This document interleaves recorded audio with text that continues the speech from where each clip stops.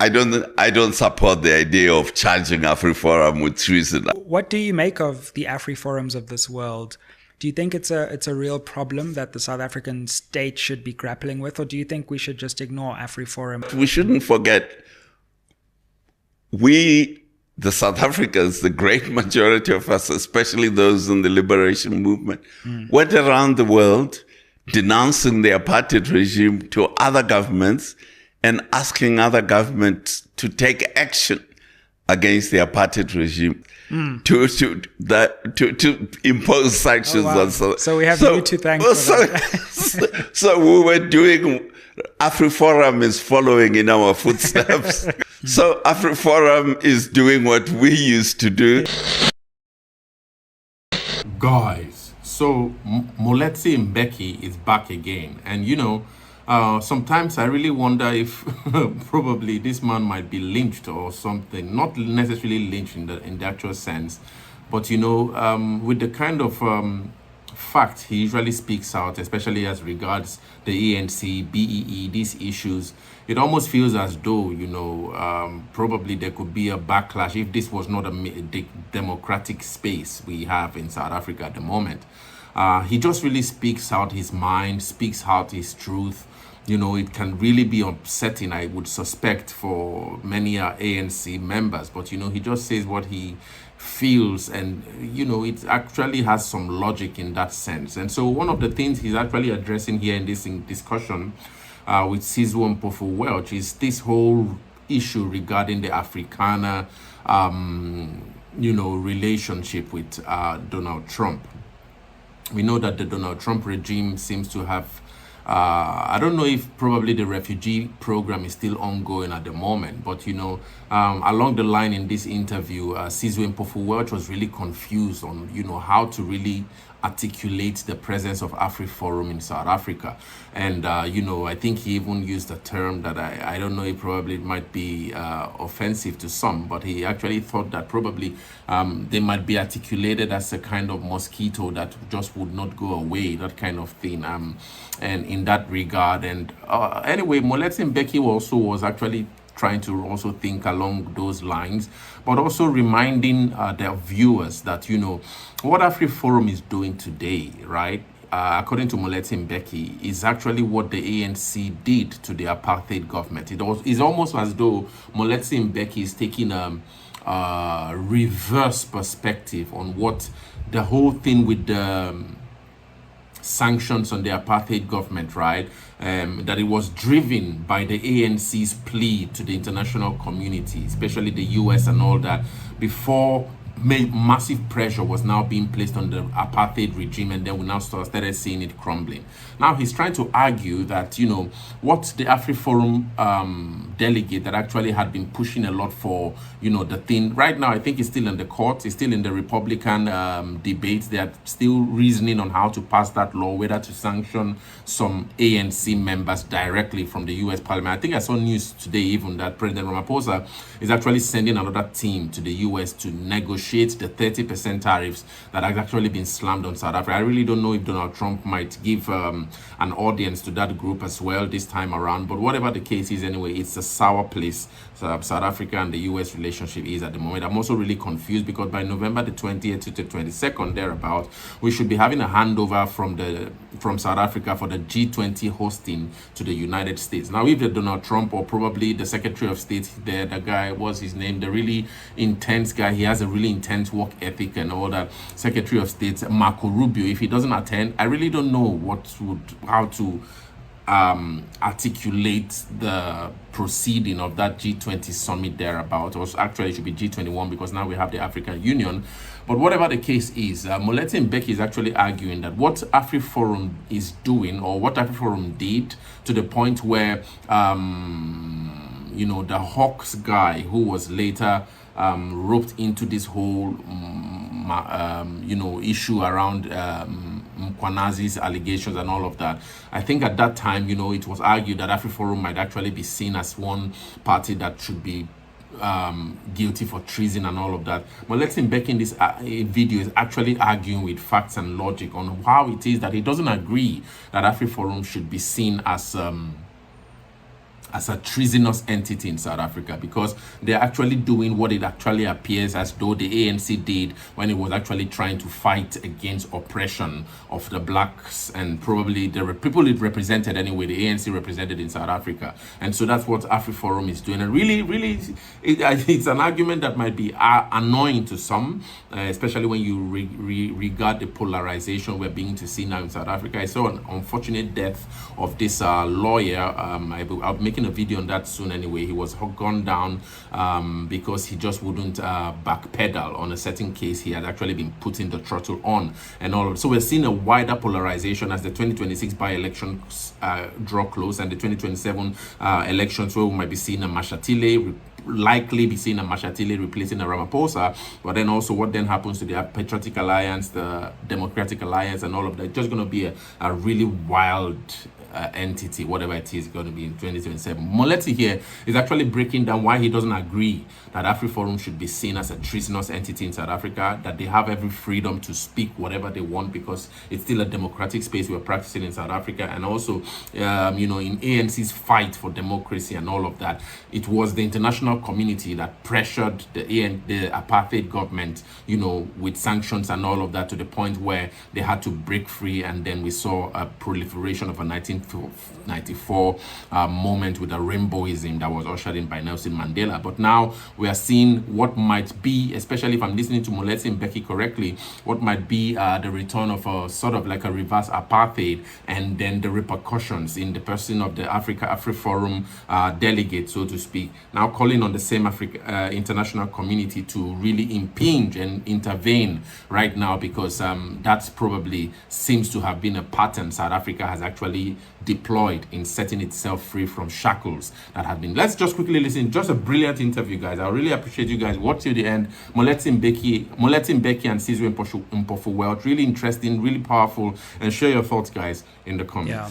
I read somewhere that in terms of per capita consumption of Coca-Cola, we are number 2 to the Americans. Oh, there you go. So the population is very well disposed towards the United States. And generally, I think our business community is well disposed. Our religious communities is well disposed. Our young people are in with hip hop and all sorts of American type things. Wow, even hip hop. I didn't know you knew about hip hop. I watch your channel, so that's how I know. So the population is well disposed, and I think the American population is very well disposed towards South Africa. True. If you remember, in the 1980s, the American population had huge campaigns against apartheid and huge campaigns to get the United States government to impose sanctions on South Africa. And both the Democratic Party and the Republican parties eventually succeeded against President Reagan, and who was against the imposition of sanctions. So the country-to-country, people-to-people relations between South Africa and the United States, I think it's good, and I think it's still good. The challenge we have, I think, comes in a way from the ANC and its history, especially during its years in exile. During its years in exile, the ANC involved itself in the Cold War. That is one of the problems or the triggers, I think. Now, the ANC technically was not a communist party, although it had an alliance with the Communist Party. But anyway, it was supposed to be non-aligned, but it supported the Soviet Union.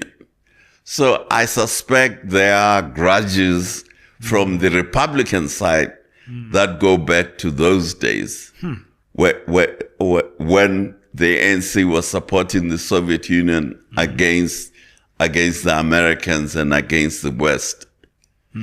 Also, as you saw with Zelensky, the Republican Party did support the sanctions eventually, and they participated in a vote override of a veto by their own Republican president, which was President Reagan, who was opposing the sanctions.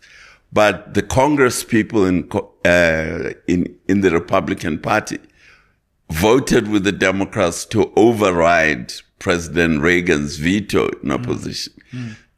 I don't think the ANC ever went to say thank you. You know, now we know after watching Zelensky, we know how much the Republicans want to be thanked. Must say thank you. The ANC never went back to say thank you to the Republicans. Interesting. So I think this whole relationship between ANC and Republicans is more an issue rather than a United States, South Africa problem. That's how I tend to see it. Also, what do you say to those who say that it seems like the Trump administration was just looking for any excuse? And even before Ambassador Rasool was declared persona non grata, they've been making quite a lot of these quite aggressive statements. No, it's true. It's true that, you know, we've had Afriforum going to the United States yes, of course, to denounce the South African government for one reason or another. Unfortunately, there are one or two or three South African right-wingers like Elon Musk who are close to the Republican Party, who are receptive to right-wing messages from South Africa. But that's the reality that we know. And if you are an ambassador, you are supposed to understand that this government, those are the people who influence it. And so you manage the situation accordingly. So I agree that there is a lot of ill feeling. But as I say, I think it is more to do with the ANC and the Republican Party than with South Africa as a country. Yeah, it's a fascinating take because we haven't disaggregated the US down to the Republican administration and the ANC. And I haven't actually heard that analysis anywhere else. So very interesting. What do you make of the Afriforums of this world? Do you think it's a real problem that the South African state should be grappling with? Or do you think we should just ignore Afriforum as a kind of... shall we say, a very irritating mosquito? Yes, I think Afriforum is an irritating mosquito. But we shouldn't forget, the South Africans, the great majority of us, especially those in the liberation movement, went around the world denouncing the apartheid regime to other governments and asking other governments to take action against the apartheid regime. I was in a technical committee of the Commonwealth in the 1980s, which was imposing sanctions on South Africa. In fact, it was the Commonwealth Sanctions Committee that persuaded the U.S. Congress to impose sanctions on South Africa. So we have you to thank for that. So we were doing... Afriforum is following in our footsteps. As it happened, the government of the day, the apartheid government of South, was furious with us going around the world saying, don't buy South African oranges, you know, and so on. I remember addressing a meeting of dock workers in Liverpool saying, don't offload a ship from South Africa. There was a ship which was coming from South Africa. I can't remember what it was carrying. So I was sent there by the ANC to go and persuade the dock workers not to offload the ship.